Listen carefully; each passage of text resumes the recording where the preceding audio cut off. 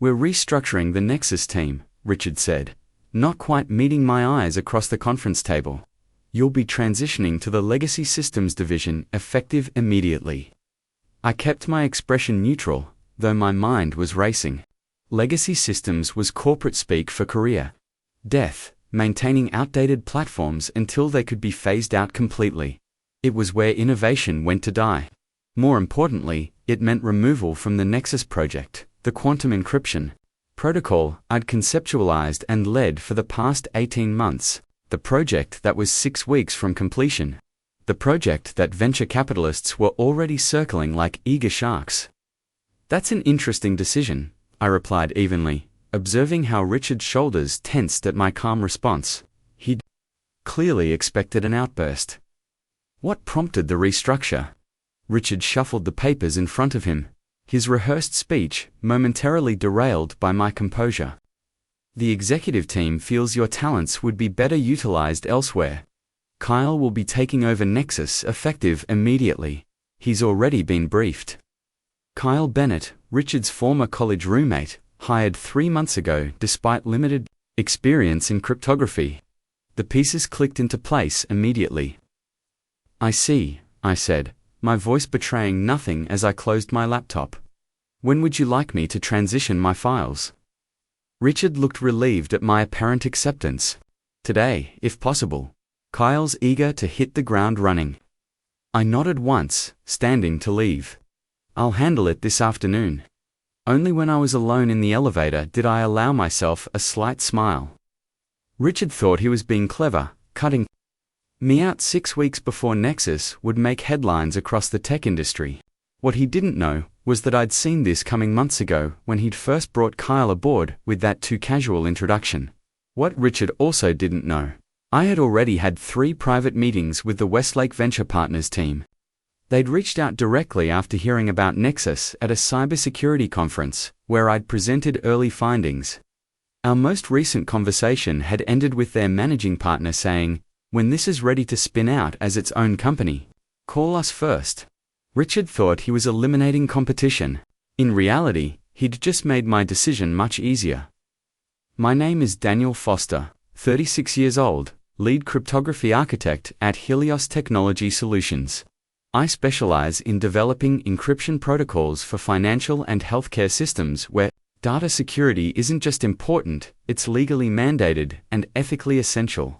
I've built my career on identifying vulnerabilities that others miss and developing elegant solutions that balance security with functionality. My colleagues often joke that I have a chess player's mind, always thinking several moves ahead. It's not far from the truth. I joined Helios 5 years ago, attracted by their reputation for innovation and their substantial research budget. For the first 3 years, the company lived up to its promises. I led increasingly important projects, published peer-reviewed research that enhanced the company's standing and developed encryption standards now used by 3 major financial institutions. My relationship with senior leadership, including CEO Marcus Brennan, was strong. I was on track for the Chief Technology Officer position within another 2 years. Then Richard Martin arrived as our new division director, brought in from a competitor to streamline operations and enhance profitability. Richard had an MBA from Wharton and absolutely no technical background. What he did have was political skill and an uncanny ability to take credit for others' work. Within 6 months, he restructured reporting lines so that all significant communications to the executive team flowed through him. 9 months in, he'd replaced 2 long-standing team leaders with former colleagues from his previous company. I adapted to the changing environment by becoming more methodical in my documentation and more strategic in my communications. When I first conceptualized Nexus, a quantum-resistant encryption protocol that could protect data against both current threats and future quantum computing attacks, I recognized its potential value immediately.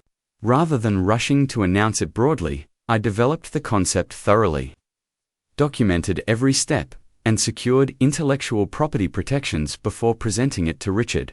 He approved the project, not because he understood its technical significance, but because Marcus Brennan had recently mentioned quantum security as a potential growth area. Richard saw Nexus as his ticket to executive attention.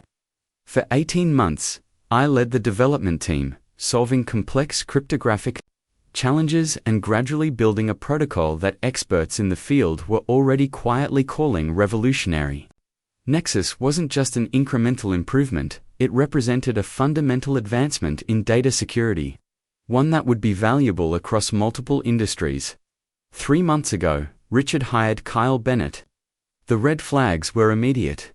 Kyle lacked the technical credentials for his assigned role, asked surprisingly basic questions about cryptographic principles, and spent more time in closed-door meetings with Richard than learning the systems he was supposedly responsible for. I recognized the signs of a political appointment and began preparing accordingly. First, I ensured that all my research notes and development documentation were impeccably maintained, with copies stored securely outside the company's systems, as permitted by my employment agreement for academic and research continuity. Second, I began having exploratory conversations with investors who specialized in cybersecurity ventures, presenting at conferences where Helios would get credit for the innovation while I established personal connections with key industry figures. Most importantly, I quietly documented instances where Richard made decisions that prioritized speed over security or where he misrepresented technical details to the executive team, not as ammunition for immediate use, but as insurance against future scenarios like the one now unfolding in real time.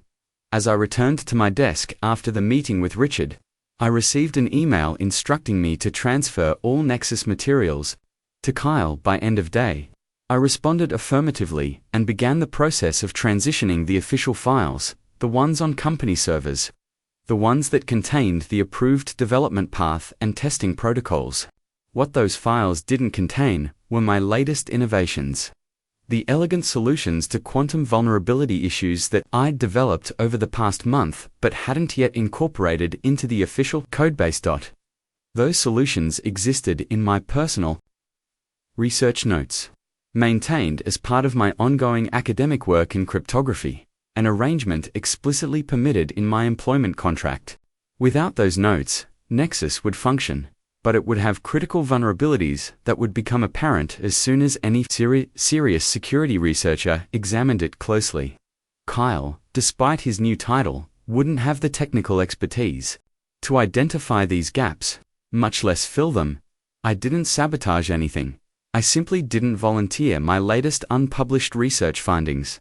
There's a critical distinction there, both legally and ethically. By 5 p.m. I had transitioned all official project files, sent Richard confirmation, and received my new assignment details for legacy systems.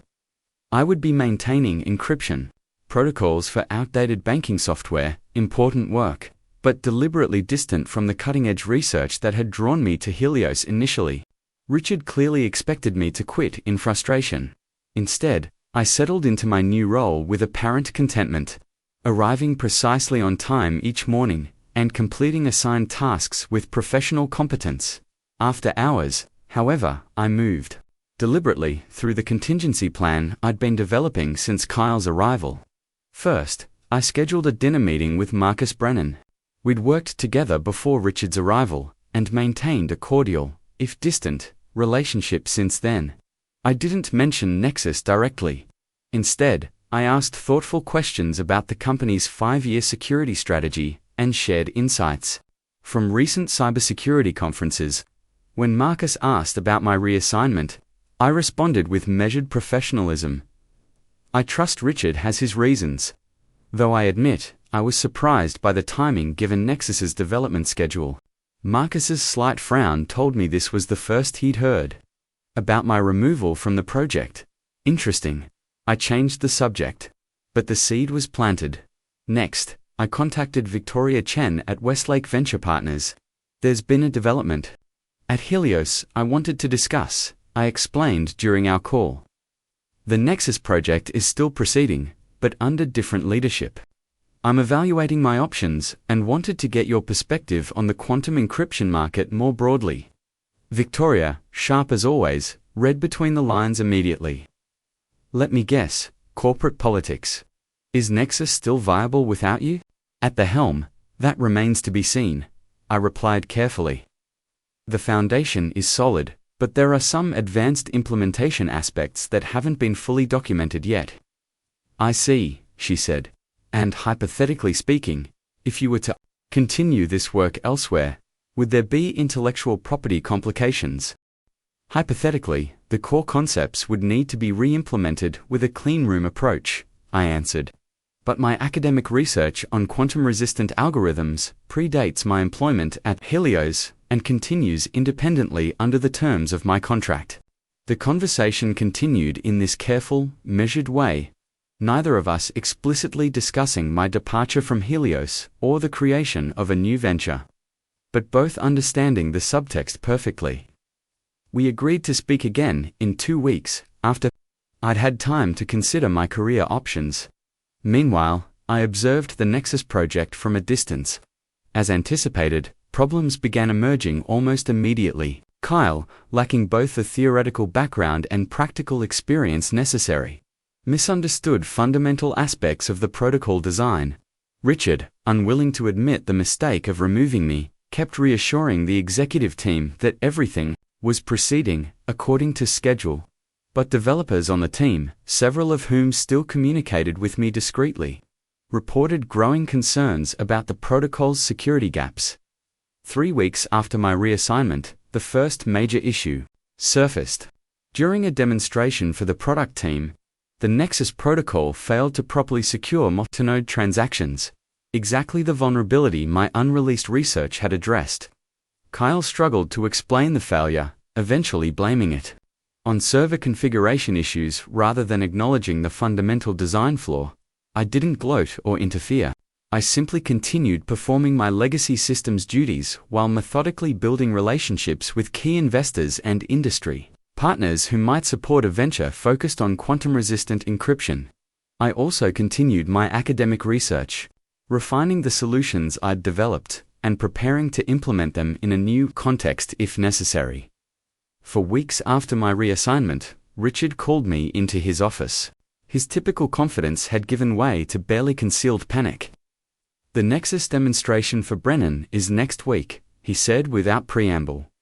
Kyle says there are some ... technical issues that need addressing. That's unfortunate, I replied. Neutrally, legacy systems is keeping me quite busy, but I'm happy to consult if you think it would help.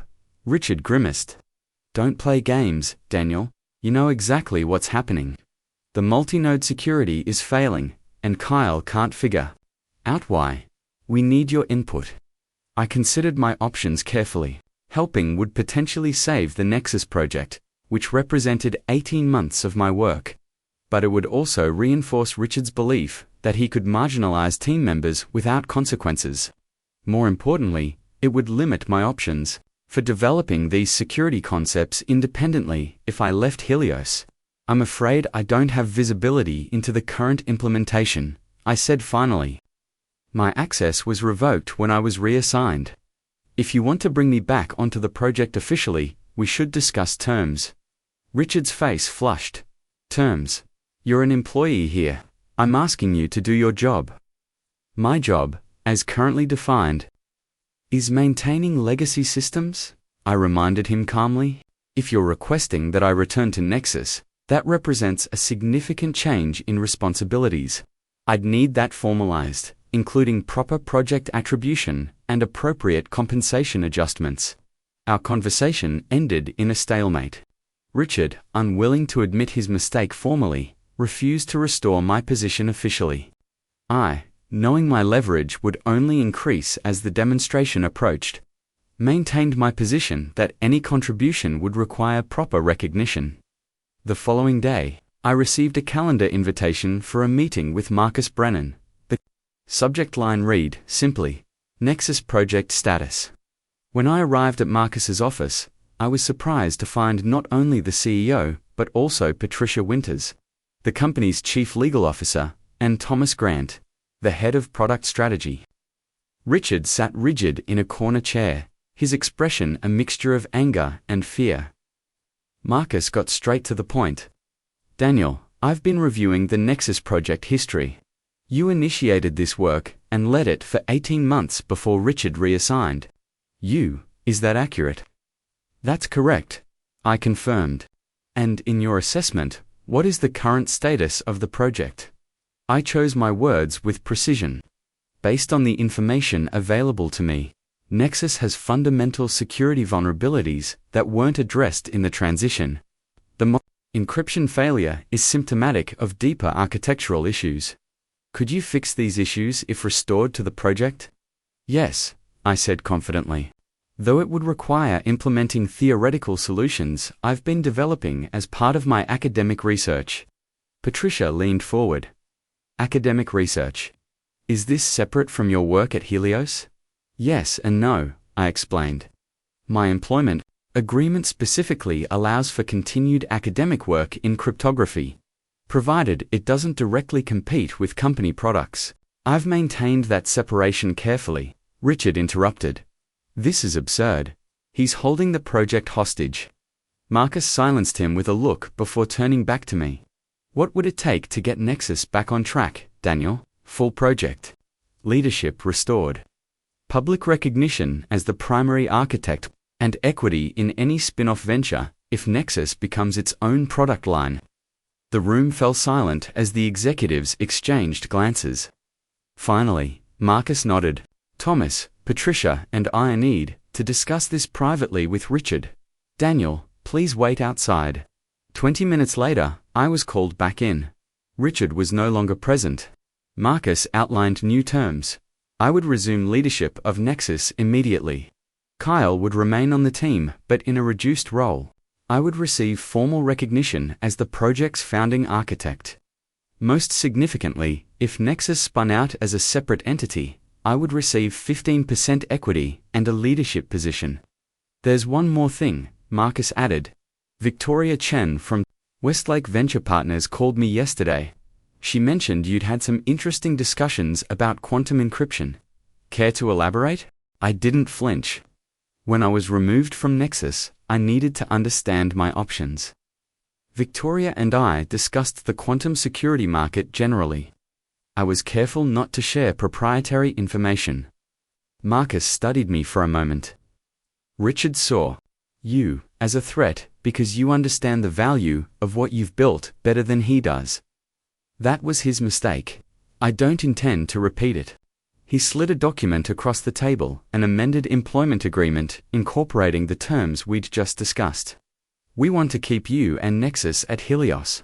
I reviewed the document carefully, suggested 2 minor amendments which Patricia noted, and agreed to the terms. Within hours, I was back leading the Nexus team, reviewing the changes made during my absence, and implementing the solutions I'd developed privately. 2 months later, Nexus launched 2 significant industry acclaim. My name featured prominently in the press release as founding architect and project leader. Richard was transferred to a different division shortly afterward, his influence noticeably diminished. Carl remained on the team in a specialized role that better matched his actual skills. The most significant development came 6 months after the launch. When Marcus called me to his office again, Westlake and 2 other VC firms want to fund Nexus as a separate entity, he explained. The board has approved the spin-off. Per our agreement, you'll have your equity stake and the Chief Technology Officer position. I'll be joining as chairman, at least initially.